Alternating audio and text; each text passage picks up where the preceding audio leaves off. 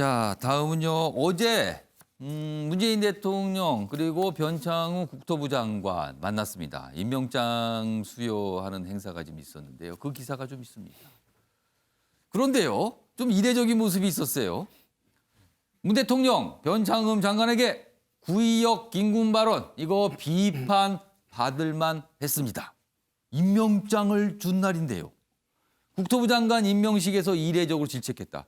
그러니까 임명장을 직접 주면서 그때 한 건 아니고요. 그다음에 그게 환담하는 자리가 있었는데 거기서 이런 얘기를 꺼낸 겁니다. 그러나 이게 통상적이지는 않거든요. 그만큼 문재인 대통령도 뭔가 문제가 있었다라는 걸 의식하고 있다는 뜻이 됩니다.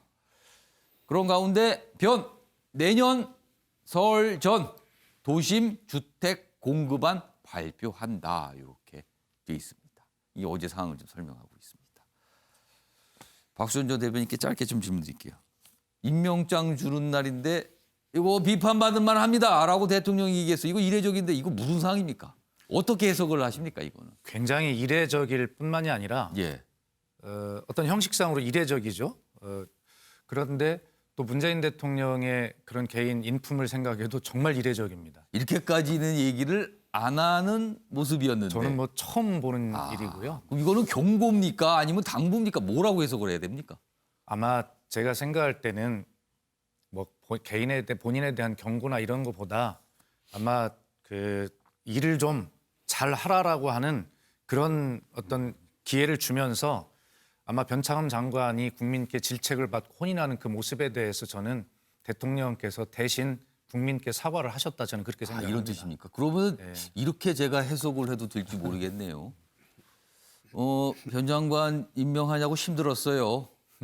잘 하셔야 됩니다. 제발. 뭐 이런 뜻일까요, 그럼? 그런 의미도 당연히 있죠. 아. 예, 그리고 특히 문재인 대통령께서는 그 인권 변호사로 굉장히 오랫동안 본인의 소신, 철학, 뭐 비전 이런 모든 것들이 다 그 안에 담겨 있지 않습니까? 예. 그런데 이 문제는 사실 그 공공임대주택의 공유주방 문제 발언과는 달리 예. 굉장히 그 인권에 대한 문제이기도 하고 사회의 구조적 모순에 대한 문제이기도 한데 문재인 대통령 이런 부분에 굉장히 관심을 많이 갖고 평생을 살아오신 분이신데 그런 부분에 대해서 말씀 안 하실 수가 없겠죠. 그리고 본인에 대한 질책이나 이런 것보다는 아까 제가 말씀드린 대로 국민께 대한 사과였다고 저는 그렇게 생각을 하고 예. 또 설사 뭐 그렇게 야당에서는 거기까지 평가를 안 하시겠지만 또 그렇게 평가를 또 해주시는 게 또 연말에 우리 국민께 드리는 또 마음이 아닐까 하는 생각도 듭니다. 예. 그러니까 뭔가 잘해야 된다. 뭐 이런 의미가 좀 있고 사과의 의미도 있다는 건데 그 잘해야 되는 대상은 바로 집값입니다. 집값 잡아야 된다는 뜻이 좀 있는 것 같거든요. 자, 그와 관련된 기사가 다음에 있습니다. 지금 이렇답니다. 연봉 1억을 받는 사람이요. 8년 동안 한 푼도 안 써야 강북의 중간되는 아파트를 산답니다. 서울 강북에. 서울 강북 아파트 중위 가격, 그러니까 가운데 딱 1등부터 이렇게 처음부터 끝까지 나열을 했을 때 가운데 있는 가격이잖아요. 8억을 넘었답니다. 현 정부 들어서 2배가 됐다는 겁니다. 가격이요. 그러니까 이런 배경이 있었답니다. 뭐 전셋값도 오르고 무주택자를 차라리 집 사자 이런 분위기가 일었는데 비교적 강남이나 이런 데 비하면 비교적 가격이 싸 보이는 강북으로 몰렸고요. 3040 세대들 패닉 바잉 막 산 겁니다. 그러니까 빚을 내서. 그래서 집값이 급등했다 이렇게 설명되어 있습니다. 최영학 고문님. 네. 지금 뭔가 변창흠 장관 뭐 설 전에 뭐 발표한다고 지금 예고를 했어요. 네. 그리고 어떤 공급 방안인데 이거 어떻게 보십니까? 될까요? 지금 이제 저거 추세를 보면요. 5월 달에 예. 올해 5월 달에 6억 5천이 중간값이었어요. 그게 12월 달 가니까 8억 2천으로 가는데 그럼 예. 5월과 12월 사이에 무슨 일이 벌어졌냐? 예. 부동산 대책이 3개가 나옵니다. 그러면 그 부동산 대책 외에는 지금 바뀐 거 하나도 없거든요. 그래서 그것에 대한 철저한 지금 처방과 진단이 있어야 그다음에 나오는 부분들이 가는데 그러다 보니까 지금 변창흠 장관한테 주문한 게 설 전에 2월 달에 이제 추가 공급량 나오는 문제가 있습니다. 거기에서 어떤 이 큰 틀을 바꾸지 않으면 예. 이거 잡기 굉장히 어렵거든요. 지금 뭐 우리 화면에 나오는 것처럼 8년 동안 써도 강북 아파트 못 삽니다. 강북에 있는 중위 가격이 8억이라 그러면 예. 서울 시내는 10억 전체로 하면 10억이 넘었다는 거고요. 그러면 강남 3구 정도면은 11억, 12억은 지금 넘었다는 거 아닙니까? 그러면 이렇게 올라가는 부분, 자 올라가는 부분들이 꼭 뭐 나쁘고 좋고를 떠나서 예. 올라간 집값이 갑자기 떨어질 때가 제일로 경기에는 그것도 또 부작용이 심하게 나오잖아요. 그거는 심한 정도가 아니라 금융권까지 흔들리는 부분이라서 이렇게 급히 올라가는 거는 내려올 수밖에 없는데 예. 내려올 때 그거를 잡을 수 있는 우리가 능력이 있느냐 그런 뭐 우리가 어떤 이 체계를 갖추고 있느냐 예. 이런 것들을 할 때 굉장히 지금 불안한 거죠. 따라서 지금 진짜로 우리 변창흠 장관이 뭐 우여곡절 끝에 이제 됐습니다. 예. 2월 달에 나오는 그 부분이 물꼬를 틀 수 있는 그런 주택 공급안이 꼭 나와주길 바라고요. 그것이 안 된다 그러면 오늘 진짜로 뭐 얘기했듯이 문 대통령께서 대신 사과한 것이 예. 숲으로 돌아가지 않도록 진짜 전문가들과 현장 얘기들을 들어가면서 해야 될 것으로 생각이 됩니다. 아무튼 심각합니다. 너무 오른다는 얘기를 너무 많이 좀 듣고 있거든요. 그래서 이런 모습이었습니다. 아무튼 변창흠 장관으로서는 뭔가 지금 시험대에 올라선 것 같습니다. 지금. 자, 다음 내용은요. 박원순 전 서울시장 관련된 내용 좀 보겠습니다. 경찰 수사가 이제 마무리가 됐죠. 그리고 나서 뭐가 공개가 됐는데 이렇습니다. 박원순 사건 167일, 167일입니다. 수사 기간입니다. 아무것도 못 밝힌 경찰. 이렇게 제목이 되어 있습니다.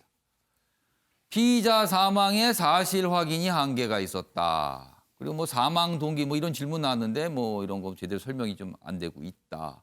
방조 의혹 전현 비서실장도 증거 부족으로 불기소 뭐 송치입니다. 지금요. 일단 검찰 쪽으로 가는 게 되는 거죠. 피의자 측 사실관계 밝혀달라. 2차 가해 문제 제기하면서 비판을 했다는 내용도 있습니다. 다음 내용도 하나 더 보겠습니다. 사실관계 한계다. 박원순 의혹 5개월간 아무것도 못 밝혔다. 역시 같은 내용을 제목으로 담고 있습니다. 여기 보면 좀 더 자세히 설명이 돼 있어요. 수사가 이거 너무 용두사미 아닙니까? 이렇게 된 거예요. 경찰, 박 휴대전화 기록 등 물증 부족. 사망 동기 단서 질문엔 말할 수 없다. 검찰에 이제 송치가 되고요. 방조 혐의 7명은 뭐 무혐의. 시민단체 예견된 공소권 없음에 반발하고 있습니다. 피해자 증거자료, 휴대전화 내용 무시한 거 아니냐. 뭐 이런 불만 제기입니다. 자, 조대진 변호사. 네. 수사 기간이 좀 길었는데 그거에 비해서 너무 상대적으로 좀 나온 게 없다라는 지금 언론의 평가입니다. 이거 어떻게 된 겁니까? 근데 이제 변호사들 입장에서는 이게 많은 게 나오지 않을 것이라고 예상은 좀 했었거든요. 어렵다. 예, 왜냐하면 제일 어려운 사건이 당사자가 사망해서 존재하지 않는 사건이 밝히기가 어렵습니다. 왜냐하면 피해자의 진술은 있지만 그에 반대되는 피의자의 진술이 있어야지 이 부분들을 비교해서 밝힐 수가 있는데 실제로 지금 사망을 해버려서 그 비교할 수 없는 그런 상태가 돼버린 것이고요. 실질적으로 5개월 동안 경찰이 수사를 한 부분은 되게 많습니다. 박원순 시장에 관련된 성추행 부분에 관련돼서도 조사를 하려고 했었고, 예. 그 핸드폰에 관련돼서 압수수색 수색 영장 압수를 하려고 했었지만 법원에서 기각당한 부분도 있거든요.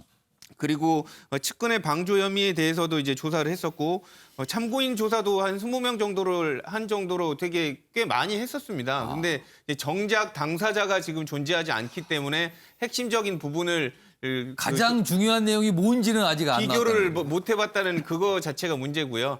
그리고 또 이제 유족들이 피해자들이 조금 이제 불만을 갖는 것은 예. 이제 사망 동기에 관련된 부분을 밝혀주면 예. 조금이라도 이 그렇죠. 그 관련된 동기를 알 수 있을 텐데 그거를 또 가족들의 이유로 밝히지 않았다는 거. 함구 뭐 이렇게 좀 돼 있어요. 이런 함구라고 부분들이 표현돼 있어요. 상당히 불만족스러운 수사가 될 수밖에 없었던 이유인 것 같습니다. 김병희 교수께서는 어떻게 네. 보셨습니까?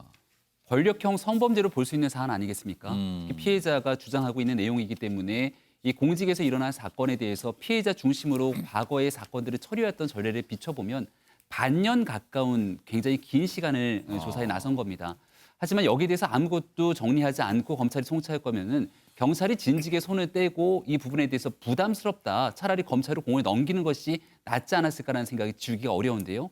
최근 들어서 검찰개혁 얘기하고 예. 경찰의 많은 권한들을 넘겨주겠다고 얘기를 하고 있는데 우리가 이용구 법무부 차관에 대해서 내사 종결 처리됐던 게 재수사가 들어갑니다. 예. 그럼 경찰이 과연 제대로 된 역할들을 다 해오고 있는가에 대한 근본적인 물음제기도 가능한 상황으로 볼 수 있거든요. 예. 이 문제의 핵심 쟁점 중에 하나는 박원순 전 시장이 사망해서 공소권이 없는 상태이긴 합니다만 그 박원순 시장과 함께 있었던 6층 사람들 예. 그 안에서 권력형 성범죄가 혹시 일어난 상황에도 불구하고 이를 비호하거나 방조한 사람들은 없는지에 대한 조사가 핵심적인 쟁점입니다. 예. 그런 얘기들에 대한 내용들이 전혀 밝혀지지 않은 상태로 6개월 정도의 시간이 지났다는 것은 그 사안에서 이제 불기소가 된 거란 네, 말이에요. 6개월 정도의 시간이 예. 지난 건데 최종적으로 내용들을 결국 검찰에서는 어떠한 방식으로 바라보게 될지 다시 한번 좀 지켜볼 대목이 있다고 봅니다. 일단 경찰 쪽에서 뭐 할 수 있는 거는 마무리가 됐고요. 이제 이 내용이 검찰로 넘어가게 되는 거죠. 검찰 쪽에서 이제 이런 경우에는 뭐 그냥 경찰에서 했던 걸 그대로 다 인정하든가 아니면 추가적인 어떤 내용에 대한 조사가 들어가는가 뭐 이렇게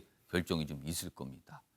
아무튼 언론 쪽에서는 좀 오래 수사를 했는데 아무것도 왜 없습니까? 라고 이렇게 질문을 좀 하고 있습니다.